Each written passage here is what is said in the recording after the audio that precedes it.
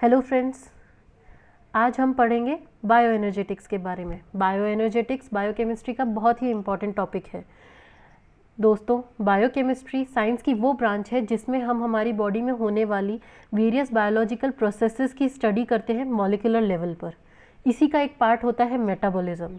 Metabolism living cells में होने वाली केमिकल रिएक्शंस का एक कॉम्प्लेक्स नेटवर्क होता है जो हेल्प करता है हमें अपनी एनर्जी को एक्सट्रैक्ट करने में, कन्वर्ट करने में और स्टोर करके रखने में। इसका मतलब ये कि एनर्जी बायोकेमिस्ट्री का एक बहुत इम्पॉर्टेंट आस्पेक्ट है। इसी इम्पॉर्टेंट आस्पेक्ट की स्टडी बायो एनर्जेटिक्स कहलाती है। So let's start the chapter. ये एक बहुत ही छोटा सा टॉपिक है फ्रेंड्स, इसीलिए मैंने इस चैप्टर को कुछ क्वेश्चन आंसर्स के फॉर्म में डिज़ाइन किया है, जिससे हमें इस चैप्टर को समझने में आसानी होगी और साथ ही एग्जामिनेशन पॉइंट ऑफ व्यू से ये आपके लिए काफ़ी हेल्पफुल रहेगा। तो आइए पहले हम ये देख लेते हैं कि हम कौन कौन से क्वेश्चन इसमें डिस्कस करने वाले हैं। पहला क्वेश्चन है व्हाट इज़ बायो एनर्जेटिक्स और इसके गोल्स क्या क्या हैं। सेकेंड क्वेश्चन में हम पढ़ेंगे कंसेप्ट ऑफ फ्री एनर्जी के बारे में। थर्ड क्वेश्चन में हम पढ़ेंगे कि बायो एनर्जेटिक्स किस प्रिंसिपल पर बेस्ड है। फोर्थ क्वेश्चन में हम लोग स्टडी करेंगे रिडॉक्स पोटेंशियल के बारे में। फिफ्थ क्वेश्चन के अंदर हम ये डिस्कस करेंगे कि फ्री एनर्जी, एंथैल्पी और एंट्रोपी इनका क्या मतलब होता है और साथ में इन तीनों में आपस में क्या रिलेशनशिप रहता है। सिक्स क्वेश्चन में हम डिस्कस करेंगे कि कितने टाइप्स की बायो एनर्जेटिक रिएक्शंस होती हैं और उनकी एक्सप्लेनेशन भी देखेंगे। सेवेंथ क्वेश्चन में हम हाई एनर्जी कंपाउंड्स के बारे में जानेंगे और उनको किस तरीके से क्लासिफाई किया जाता है। And in the last question we will discuss about ATP and CAMP, जो कि हाई एनर्जी कंपाउंड्स का ही एक पार्ट है। हम एक एक करके सारे क्वेश्चंस के आंसर्स डिस्कस करेंगे और इसी में हमारा पहला क्वेश्चन था what is bio energetics and discuss it's goals. तो बायो एनर्जेटिक्स दोस्तों दो शब्दों से मिलकर बना है, बायो और एनर्जेटिक्स, जिसमें बायो का मतलब होता है लाइफ और लिविंग और एनर्जेटिक्स का मतलब होता है स्टडी ऑफ एनर्जी। तो बेसिकली बायो एनर्जेटिक्स क्या है दोस्तों? बायोलॉजिकल रिएक्शन में एनर्जी चेंजेस की स्टडी।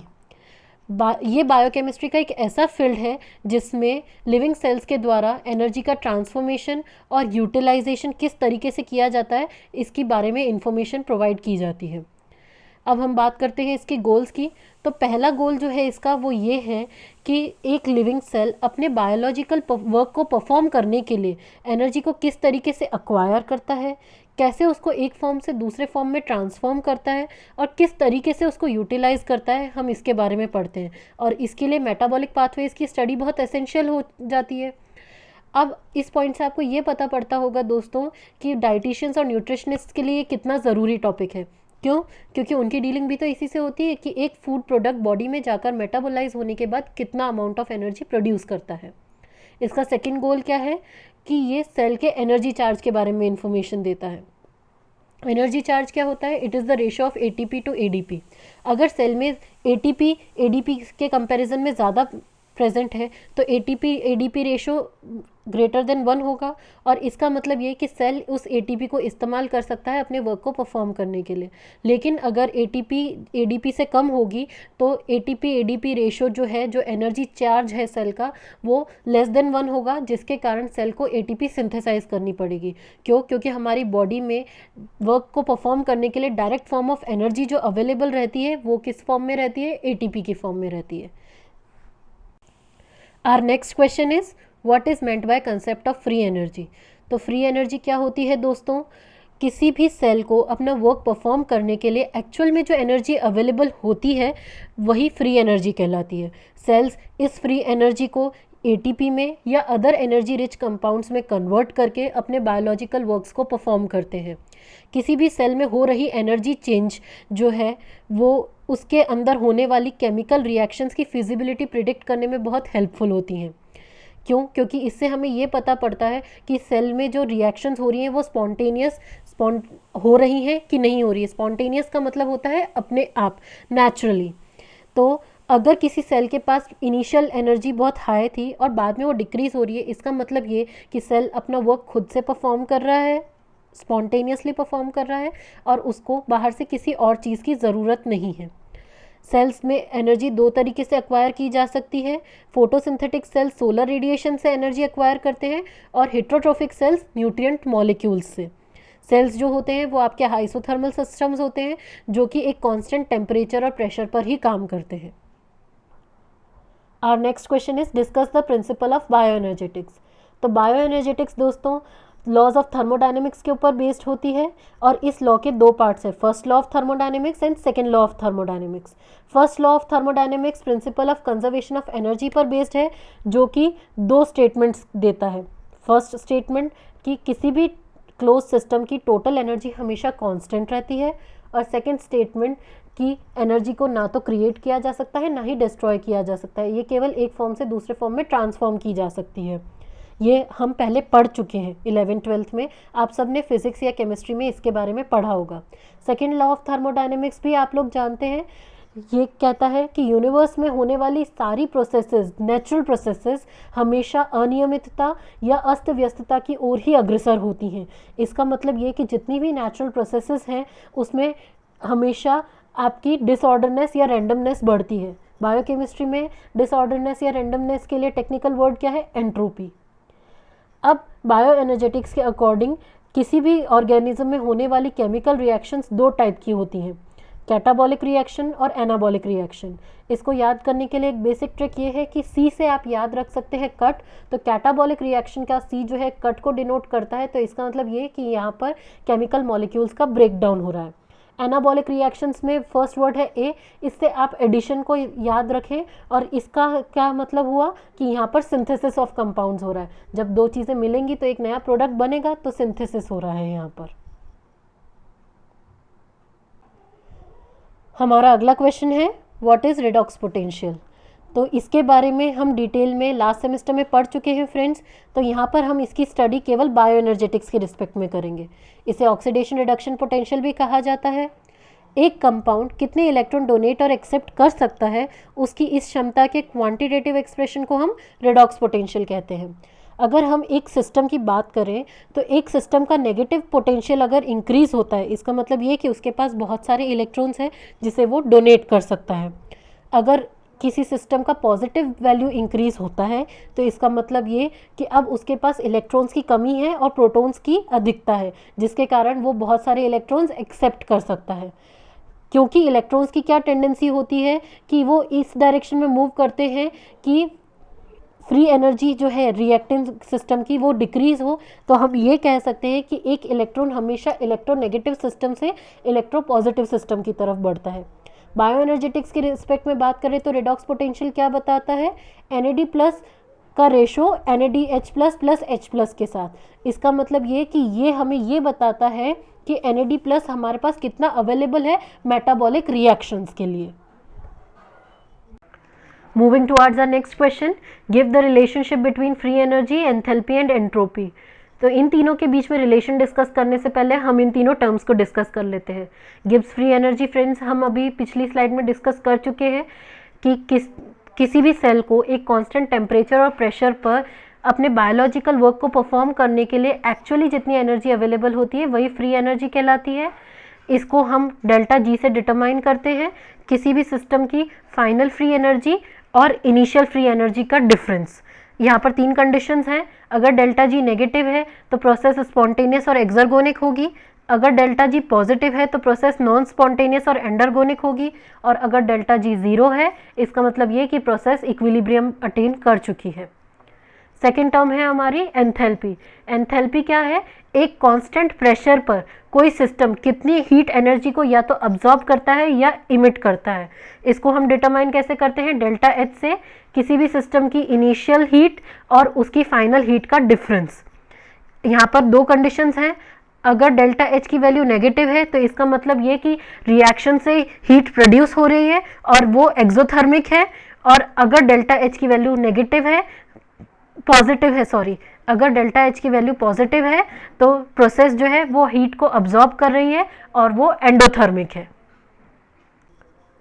हमारी थर्ड टर्म है दोस्तों एंट्रोपी, जिसे भी हम पहले डिस्कस कर चुके हैं कि किसी भी सिस्टम की डिग्री ऑफ रैंडमनेस या डिसऑर्डरनेस का क्वांटिटेटिव एक्सप्रेशन एंट्रोपी कहलाता है। इसको हम डिटरमाइन करते हैं डेल्टा एस से, जो कि सिस्टम की फाइनल और इनिशियल एंट्रोपी का डिफरेंस होता है। यहाँ पर दो कंडीशंस हैं, डेल्टा एस पॉजिटिव और नेगेटिव। अगर डेल्टा एस पॉजिटिव है तो इसका मतलब ये कि डिसऑर्डर सिस्टम का इंक्रीज हुआ है, और अगर डेल्टा एस की वैल्यू नेगेटिव है इसका मतलब सिस्टम का डिसऑर्डर डिक्रीज हुआ है, कम हुआ है। तो इससे हमें ये पता पड़ता है कि अगर डेल्टा एस की वैल्यू पॉजिटिव है तो हमारा सिस्टम स्पॉन्टेनियसली वर्क कर रहा है, नेचुरली, अपने आप। क्यों? क्योंकि हमने ये बात करी थी कि नेचुरल सिस्टम्स हमेशा डिसऑर्डर को इंक्रीज करते हैं। और अगर डेल्टा एस की वैल्यू नेगेटिव है इसका मतलब ये कि डिसऑर्डरनेस डिक्रीज हो रही है, मतलब वो प्रोसेस नॉन स्पॉन्टेनियस है। अब इन तीनों के बीच में रिलेशन डिस्कस करते हैं। तो इन तीनों के बीच में रिलेशन एक कांस्टेंट टेम्परेचर और प्रेशर पर इस इक्वेशन के थ्रू डिटरमाइन किया जाता है दोस्तों। ये इक्वेशन है delta G is equals to delta H minus T delta S, जहाँ पर डेल्टा जी होता है गिब्स फ्री एनर्जी का डिफरेंस, डेल्टा एच है एंथैल्पी का डिफरेंस, टी है टेम्परेचर इन केल्विन, और डेल्टा एस है चेंज इन एंट्रोपी, जो एंट्रोपी का डिफरेंस आया है वो। हमारा अगला क्वेश्चन है discuss various types of bioenergetic reactions. Bioenergetic reactions friends दो टाइप्स की होती हैं, एक्सर्गोनिक रिएक्शन और एंडरगोनिक रिएक्शन। हम पहले एक्सर्गोनिक रिएक्शन डिस्कस कर लेते हैं।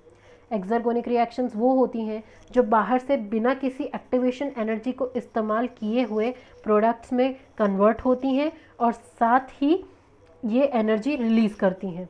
तो इसका मतलब ये कि इसमें एक्सोथर्मिक रिएक्शंस भी आती हैं और कैटाबॉलिक रिएक्शंस भी आती हैं। क्यों? क्योंकि इन दोनों में एनर्जी रिलीज़ होती है। इसको हम इस ग्राफ से समझ सकते हैं। यहाँ पर हमारा ग्राफ जो है इसके अंदर दो तरीके की रेड लाइंस आपको नज़र आ रही है। ये तो है एक रिएक्टेंट की इनिशियल एनर्जी, ये जो है ये है उसकी एक्टिवेशन एनर्जी। किसी भी रिएक्टेंट को प्रोडक्ट में कन्वर्ट होने के लिए एक्टिवेशन एनर्जी के लेवल पर पहुंचना ज़रूरी होता है। तो जैसा कि हम देख सकते हैं कि एक्सर्गोनिक रिएक्शन में free energy, initial free energy ज़्यादा होने के कारण हमारे reactants already activation energy level पर है। यहाँ से ये एंजाइम के साथ रिएक्ट करेंगे, एंजाइम सबस्ट्रेट कॉम्प्लेक्स बनाकर एक हाई एनर्जी अटेन करेंगे, और फिर उसके बाद वहाँ से जब ये प्रोडक्ट्स में कन्वर्ट होंगे तो फ्री एनर्जी जो है वो आपकी रिलीज़ होगी, जिसके कारण ये एक्सोथर्मिक रिएक्शंस भी कहलाती हैं। तो हम एक्सर्गोनिक रिएक्शन की अगर बात करें तो उसके लिए डेल्टा जी की वैल्यू नेगेटिव होगी क्योंकि ये स्पॉन्टेनियस रिएक्शंस हैं। डेल्टा एच की वैल्यू नेगेटिव होगी क्योंकि एनर्जी रिलीज हो रही है सराउंडिंग में, और डेल्टा एस की वैल्यू पॉजिटिव होगी। क्यों? क्योंकि यहाँ पर डिसऑर्डरनेस इंक्रीज हो रही है सिस्टम की। अब हम एंडरगोनिक रिएक्शंस देख लेते हैं फ्रेंड्स। तो ये जस्ट अपोजिट होती हैं एक्सर्गोनिक रिएक्शंस की, क्योंकि ये नॉन स्पॉन्टेनियस होती है और इन्हें फ्री एनर्जी के इनपुट की ज़रूरत होती है। इसमें एनाबॉलिक रिएक्शंस आती हैं और एंडोथर्मिक रिएक्शंस आती हैं। ये चीज़ हम पहले डिस्कस कर चुके हैं। अब हम इसको भी ग्राफ से समझना चाहें तो यहाँ पर हम देख सकते हैं कि यहाँ पर रिएक्टेंट्स जो है वो इनिशियल एनर्जी के लेवल पर है। तो हमने क्या कहा था कि रिएक्टेंट्स को प्रोडक्ट्स में कन्वर्ट होने के लिए पहले एक्टिवेशन एनर्जी लेवल तक पहुंचना ज़रूरी है। तो इसके लिए यहाँ पर क्या होगा कि रिएक्टेंट्स जो है वो फ्री एनर्जी को सिस्टम से लेंगे, अब्जॉर्ब करेंगे, और फ्री एनर्जी जो है वो अब्जॉर्ब करते हुए ये एक्टिवेशन एनर्जी के लेवल तक पहुँचेंगे। यहाँ से वापस वो नॉर्मल प्रोसेस स्टार्ट होगी जहाँ पर वो एंजाइम के साथ रिएक्ट करके एंजाइम सबस्ट्रेट कॉम्प्लेक्स बनाएंगे और मैक्सिमम एनर्जी अटेन करेंगे, और उसके बाद ये प्रोडक्ट्स में कन्वर्ट होंगे। यहाँ पर आप देख सकते हैं फ्रेंड्स कि किसी भी तरीके की एनर्जी रिलीज़ नहीं हो रही है, यहाँ पर केवल एनर्जी का अब्जॉर्प्शन हो रहा है। तो इससे हम ये समझ सकते हैं कि एक्सर्गोनिक रिएक्शन क्या है, ये नॉन स्पॉन्टेनियस है। इसका मतलब ये कि इसके लिए डेल्टा जी की वैल्यू पॉजिटिव रहेगी, डेल्टा एच की वैल्यू भी पॉजिटिव रहेगी क्योंकि ये एनर्जी अब्जॉर्ब कर रहा है, और डेल्टा एस की वैल्यू नेगेटिव रहेगी। क्यों? क्योंकि यहाँ पर सिस्टम का एंट्रोपी या डिसऑर्डरनेस जो है वो डिक्रीज हो रहा है। Our next question is what are high energy compounds, classify them. तो हाई एनर्जी कंपाउंड्स वो होते हैं दोस्तों जो हाइड्रोलाइसिस पर यानी कि वाटर से रिएक्शन करने पर एटलीस्ट 7.0 कैलोरी पर मोल या उससे ज़्यादा एनर्जी लिबरेट करते हैं 7.0 pH पर। और जो कंपाउंड 7.0 कैलोरी पर मोल से कम एनर्जी लिबरेट करते हैं वो क्या कहलाते हैं? लो एनर्जी कंपाउंड्स कहलाते हैं। मोस्टली जितने भी हाई एनर्जी कंपाउंड्स हैं उनमें फॉस्फेट ग्रुप भी प्रेजेंट होता है, इसके कारण इन्हें हाई एनर्जी फॉस्फेट्स भी कहा जाता है। यहाँ पर केवल दो एक्सेप्शंस है, एसिटाइल कोएंजाइम ए और असाइल कोएंजाइम ए। क्यों? क्योंकि इन दोनों में फॉस्फेट ग्रुप प्रेजेंट नहीं होता, लेकिन फिर भी ये हाई एनर्जी कंपाउंड्स की कैटेगरी में आते हैं। नेक्स्ट पेज पर आप देख सकते हैं कि classification of high energy compounds के लिए एक टेबल दी गई है। यहाँ पर क्लासिफिकेशन का जो बेसिस है वो presence of functional groups and phosphate groups है। तो पहली क्लास है इसमें pyrophosphates, second is acyl phosphates, third is enol phosphates, fourth is thiol esters and fifth is guanidophosphates. इन पांचों क्लासेस में से आप देख सकते हैं कि 4 क्लासेस में फॉस्फेट ग्रुप प्रेजेंट हैं और एक क्लास केवल जो कि है थायोल एस्टर्स, इसमें आपका फॉस्फेट ग्रुप नहीं है और यही हमारा एक्सेप्शन है कि इसमें फॉस्फेट ग्रुप ना होने के बावजूद भी ये हाई एनर्जी कंपाउंड है। तो ये इसके फंक्शनल ग्रुप्स और फॉस्फेट ग्रुप्स की जानकारी दी गई है यहाँ पर, और यहाँ पर इसके एग्जाम्पल्स दिए गए हैं कि इन क्लासेस में कौन कौन से एग्जाम्पल्स आते हैं। हमारा नेक्स्ट क्वेश्चन है right a short note on ATP. ATP से हम सब फेमिलियर हैं फ्रेंड्स, इसीलिए हम इसे यहाँ पर शॉर्ट में डिस्कस करेंगे। एटीपी की फुल फॉर्म क्या होती है? एडिनोसाइन ट्राइफॉस्फेट, और ये एक कोएंजाइम की तरह यूज़ किया जाता है। ये किसी भी सेल की मॉलिक्यूलर यूनिट कहलाती है, एनर्जी करेंसी की। इसका सिंथेसिस 2 प्रोसेसेस के थ्रू होता है, फोटोफॉस्फोराइलेशन या सेल्यूलर रेस्पिरेशन। इसको हम 2 मॉलिक्यूल से सिंथेसाइज कर सकते हैं, एडीपी जो कि है एडिनोसाइन डाइफॉस्फेट और एएमपी जो है एडिनोसाइन मोनोफॉस्फेट। अगर हमें एडीपी से सिंथेसिस करना है तो हम इसकी रिएक्शन एक इनऑर्गेनिक फॉस्फेट से करवाएंगे, और अगर एएमपी से सिंथेसिस करना है तो 2 इनऑर्गेनिक फॉस्फेट से, क्योंकि एटीपी में 3 फॉस्फेट मॉलिक्यूल्स प्रेजेंट होते हैं। इस रिएक्शन को कैटेलाइज करने वाला एंजाइम जो होता है वो आपका होता है एटीपी सिंथेज। अब हम बात करते हैं कि एटीपी का सेलुलर फंक्शन में क्या रोल है। तो एटीपी जो है वो ऑर्गेनिक सब्सटेंसेस जैसे सोडियम, पोटेशियम और कैल्शियम को सेल मेम्ब्रेन्स के थ्रू ट्रांसपोर्ट करने का काम करता है।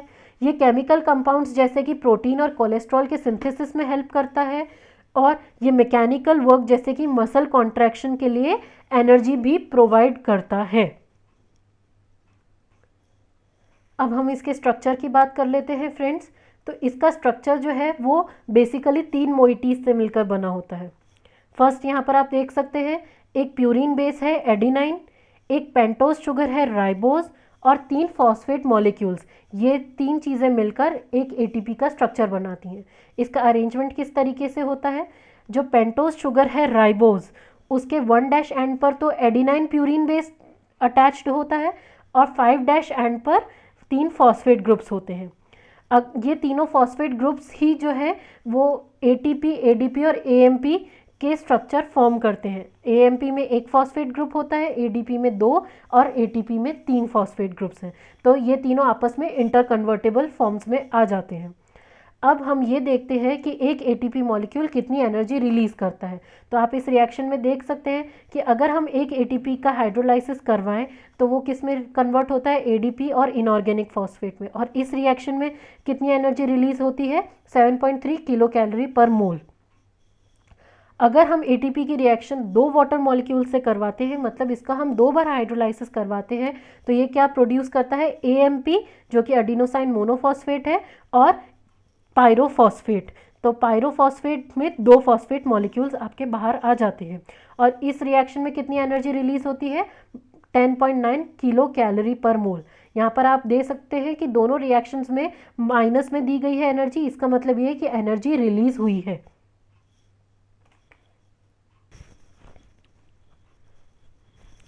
हमारा लास्ट और फाइनल क्वेश्चन है right a short note on CAMP। CAMP क्या होता है? It is cyclic adenosine monophosphate.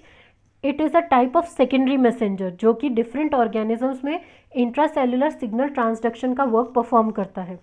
CAMP का सिंथेसिस ATP से किया जाता है एडिनाइलिल साइक्लेज एंजाइम के थ्रू, जो कि प्लाज्मा मेम्ब्रेन के इनर साइड पर प्रेजेंट होता है।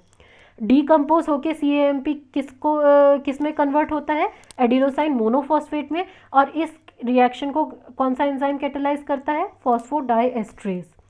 CAMP और उसके काइनेजेस डिफरेंट बायोलॉजिकल रिएक्शंस में परफॉर्म करते हैं। कैसे? प्रोटीन काइनेज को एक्टिवेट करके। यहाँ पर आप इसका स्ट्रक्चर देख सकते हैं। यहाँ पर वैसे ही एक एडिनाइन ग्रुप है जो कि आपकी ना प्यूरिन बेस है, फिर उसके बाद यहाँ पर ये आपकी पेंटोज शुगर हो गई, और यहाँ पर सिंगल फॉस्फेट मॉलिक्यूल है जो कि साइक्लिक फॉर्म में प्रेजेंट है। अब फंक्शंस इसके देख लेते हैं हम।